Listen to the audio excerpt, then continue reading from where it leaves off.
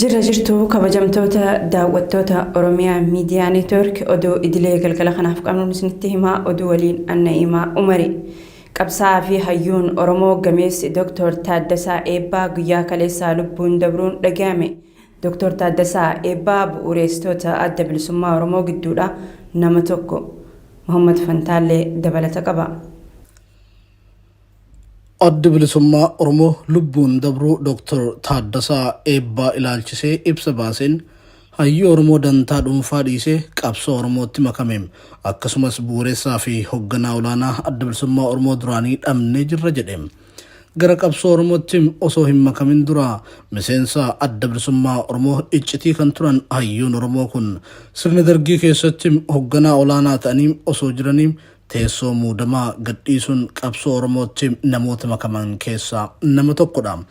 Dr. Taaddasaa Eebbaa waggoota 40 dabraniif seenaa qabsoo Oromoo keessatti hojiilee gurguddaa kan hojjetan yoo ta'an hundeeffamuu waraana bilisummaa Oromoo baha Oromiyaa ture kallattii maratti babal'isuuf akkasumas ijaarsa siyaasaa adda bilisummaa Oromoo baroota durii keessatti gocha seenan yaadatuun raawwatanii jiru.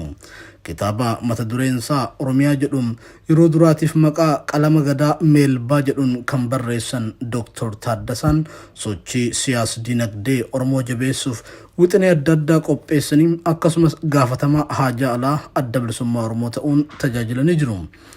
Hayyuun Oromoo guddichi kun hanga gaafa lubbuun dabruutti qabsoo bilisummaa Oromoof gumaachaa turuusaa kan addeessu ibsi ABO'n baase du'aan of biraa isaan dhabuutti ni gaddinas jedheera. Hayyuu fi qabsaa'aan kun dhukkubsatanii yaalamaa erga turanii booda addunyaa kanarraa du'aan boqotan. Dhaabbanni mirga gaazexeessitootaa falmu CPJ'n gaazexeessitoonni Oromoo lama himata hanga du'aatti nama adabsiisuun himatamanii jiru jedhe. Gaazexeessitoota ONN Dassuu Duulaa fi Biqilaa Amanuu hatattamaan akka hiikamaniif manni murtii federaalaa Dimokiraatawaa Itiyoophiyaa dhimma isaanii iftoominaan ilaaluu qabaa jedhe CPJ'n. Gabaasaa dabalataa Muhammad Fantaalleerraa dhageessu. Dhaabbanni mirga gaazexeessitootaaf falmu CPJ'n gabaasa baaseen gaazexeessitoonni Oromoo lamaan hidhamuu akka hin qabne hime. Gaazexeessitoota ONN Dassuu Duulaa fi Biqilaa Amanuu hatattamaan akka hiikamaniif manni murtii federaalawaa Dimokiraatawaa Itiyoophiyaa dhimma isaanii iftoominaan ilaaluu qaba kan jedhu dhaabbanni akka idil addunyaatti mirga gaazexeessitootaaf falmu CPJ'n abukaatoo gaazexeessitoota kanaa kan ta'an obbo Guddannee Fiqaaduu wabeeffachuun gabaase. CPJ'n gabaasa isaa kanarratti mootummaan Itiyoophiyaa gaazexeessitoota xiyyeeffannoo rukuttaasaa keessaa baasuu qaba kan jedhu yoo ta'u himanni siyaasaa Dassuu Duulaa fi Biqilaa Amanuu irratti baname akka adda cituufis gaafata. Mootummaan Itiyoophiyaa seera akka shororkeessummaa federaalaa keeyyata 238 jalatti heera biyyattii faallessan jechuun gaazexeessitoota kana himachuun mana murtii Oromiyaatti dhiheessuusaas CPJ'n abukaatoo midhamtoota siyaasaa Oromoo obbo Guddannee Fiqaaduu dubbisuun gabaasee jira. Yakki isaan ittiin himataman hidhaa waggaa 3 hanga adabbii du'aatti akka itti murteessisuu danda'u kan gabaase CPJ'n gaazexeessitoonni Oromoo kunniin balleessaa isaanii malee dhaddacha du'arraa dhaabbachaa jiru jechuun ibsa.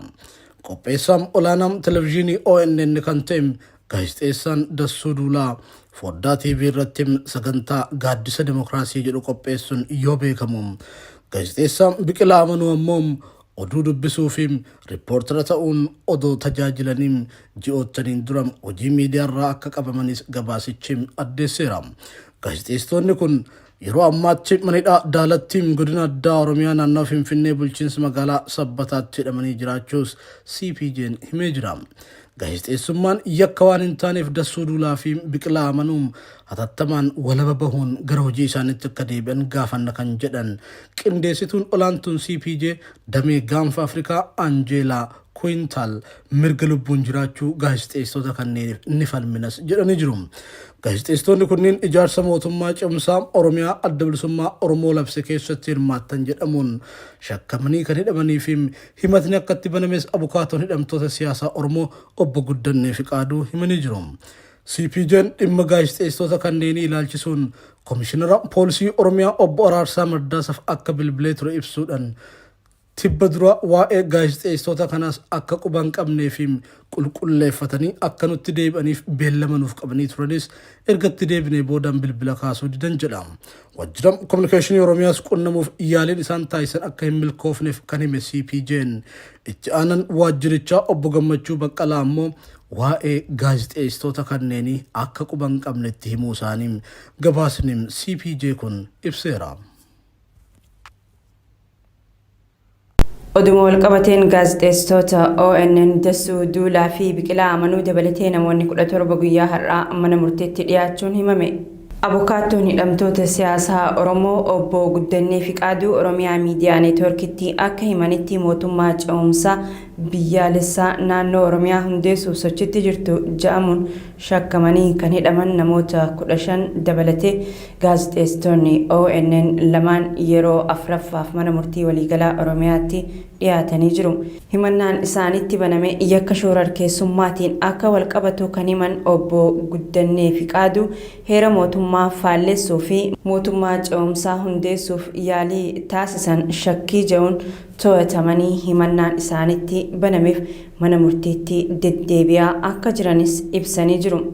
Manni murtii waliigalaa Oromiyaa dhimma isaanii ilaalchisee mormii sadarkaa duraa adeemsifameen deebii abbaan alangaa dhiyeeffateef jala murtii kennuuf jecha dhaddacha har'aatti bulfatee turee jira. Har'as beellamni kabajamee himatamtoonni hunduu bakka dhiyaatanitti deebiin abbaa alangaa kan dubbifame yoo ta'u deebichis himannaa banamee jiru ilaalchisee ragaa waan hin qabuuf murtiin naaf haa kennamu kan jedhu ta'u obbo Guddanneen himanii jiru.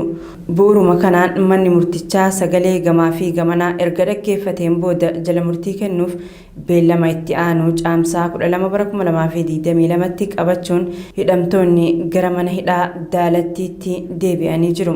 Gaazexeessitoota ONN himatamtoota kanneen keessatti argaman ilaalchisee CPJ'n guyyaa kaleessaa ibsa baaseen hidhamuu isaanii balaaleffatee jira. Hidhamtoonni kunniin hidhaa siyaasaa hidhamanii jiru malee yakka raawwatan homaa hin qaban jechuun tibba dabre gaafatamaan qunnamtii uummataa adda bilisummaa Oromoo kan yeroo obbo Lammii Gammachuu Oromiyaa Miidiyaa Neetwoorkitti himuun isaanii ni yaadatama. Waraanni bilisummaa Oromoo humnoota mootummaa irratti tarkaanfii fudhachuu itti fufuu beeksise. Dubbi himaan waraana bilisummaa Oromoo Odaa Tarbii akka jaanitti zoonii kibbaa godina Gujii Lixaa aanaa Galaana Abbayyaa gandoota Dibichaa Dhoqqichaa fi Geeloo jedhamanitti haleellaa raawwatameen qawwee AKM 9 rasaasaa 350 fi meeshaaleen biroo booji'ameeti jira. Godina Shawaa Bahaa aanaa Fantaallee ganda Ilaalaa jedhamuttis tibba kana waraana bilisummaa Oromoo tarkaanfii fudhateen konkolaataa waraana mootummaa gubuu himaniiti jiru. Meeshaalee waraanaas waboon wayituma kana akka booji'ee himaniiti jiru. Odaa Tarbii lola kana irratti loltoonni mootummaa 29 ajjeefamuu fi hedduun madaa'us himaniiti jiru. Godina Qeellam Wallaggaa aanaa Jimmaa Horroo Araddaa Sichaawoo jedhamutti sanbata dabre waraanni mootummaa daa'ima umriin 12 dhukkaasee ajjeesuun dhaga'ame. Maddeen Oromiyaa Miidiyaa Neetwoork naannichaa akka jaanitti daa'imni umrii 12 waraana bilxiginnaatiin ajjeefame Carraa Iliyaas Baalchaa jedhama. Carraa Iliyaas dhalataa godina Qeellam Wallaggaa aanaa Daallee Waabaraa yoo ta'u kan jiraatu ammoo aanaa Jimmaa Horroo Araddaa Sichaawoo jedhamu ta'uu odeeffanne. Sababni daa'imni ganna 12 Carraa Iliyaas hidhattoota bilxiginnaatiin ajjeefameef suuraa keettu sirba waraana bilisummaa Oromoof sirbamerra jira waan ta'eef hidhata waboo wajjin qabda jedhameeti. Gabaasaan kan Muhammad Fantaallee ture. Komishiniin Poolisii Federaalaa hokkara kaleessa poolisiin kaaseef dhiifama gaafachuu qabaa jedhame. Kaleessa ayyaanni Iid al-Fixirii magaalaa Finfinnee Addabaabayitti nagaan osoo kabajamaa jiru poolisiin tokko sababa hin beekamneen gaazii imimaanessu dhukaasuun sirnicha hokkaratti jijjiiree jiru namoonni ijaan argan. Sababa kanaan rakkoo guddaan gahuu kan himan hirmaattonni sirnichaa rakkoo gahee maraaf mootummaan itti gaafatamummaa fudhachuu qabaa jedhanii jiru. Kana malees Koomishiniin Poolisii Federaalaa poolisii gocha kana raawwatee fi qaamolee gocha kana duuba jiran biroo qoratee seeratti dhiyeessuu akka qabu gaafatanii jiru. Magaalaa Gondar hawaasni Musliimaa tibba kana keessatti ajjeefametti ammoo hawaasni ayyaanicha manuma isaatti akka kabajatee himamee jira. Qondaalli waraanaa Itoophiyaa Meejor Jeneraal Gabramadiin Fiqaaduu mana hidhaa Qaallittii keessatti tasa kufuun lubbuun isaanii dabruun himame. Hoogganaa olaanaa qajeelcha saayibarii elektirooniksii fi koominikeeshinii ta'uun tajaajilaa kan turan qondaalli waraanaa kun waraansi kaaba Itoophiyaatti jalqabuu hordofe qondaalota biyya ganan jedhamuun mootummaa Itoophiyaatiin hidhaman keessaa tokko. Qondaalli kun wiixata kaleessaa haadha manaa isaa fi ilma isaa wajjin mana hidhaa Qaallittii keessatti osoo haasa'uu tasa kufuun lubbuun dabruu isaa koominikeeshiniin manneen amala sirreessaa federaalaa ibsee jira. Meejor Jeneraal Gabramadiin Fiqaaduu du'uu isaa malee maaliin akka du'e beekamuu baatus reeffi isaa qorannoo dabalataatiif gara hospitaalaa ergamuu ibsameeti jira. Meejor Jeneraal Gabramadiin osoo Abiy Ahmad gara aangootti hin dhufin dura bulchiinsa Adduwaayii keessatti kutaa waraanaa Agaazii jedhamu ajajaa ture. Yeroo raayyaa ittisa biyyaatti hoogganaa qajeelcha saayibarii koominikeeshinii elektirooniksii ta'uun tajaajilanitti qunnamtii raadiyoo ajaja kaabaa waliin ture akka adda citu godhanii jiru jedhamuun himatamani. Dhimma isaanii mana hidhaa federaalaa Qaallittii ta'anii osoo hordofaa jiranii wiixata kaleessaa tasa boqachuun isaanii dhaga'ame. Gabaasaan kan Siraaj Sabaaf ture. Koomishiniin mirga namoomaa Itoophiyaa waa'ee gurbaa tibba kana humnoota uffannaa waraana Itoophiyaa uffataniin osoo hiraarfamu viidiyoon mul'isu bahee qorataa akka jiru beeksise. Humnootiin kunneen gurbaa kana tumanii yeroo itti marsanii hiraarsan mul'ata. Fuulli gurbaa kanaa dhiigaan makame wayita ol jechuu dadhabufaa mul'ata. Booda irra humnootiin kunneen rasaasaan garaa isaa keessa wayita dhahanis mul'atee jira.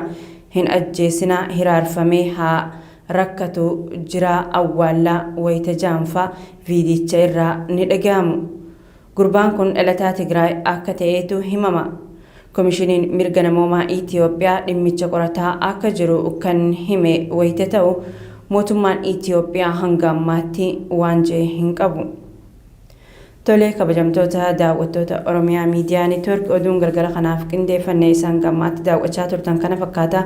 Gama kiyyaan nagaatti isiniin jechaa qophiilee OMN tanneen afanii waliin turtii gaarii.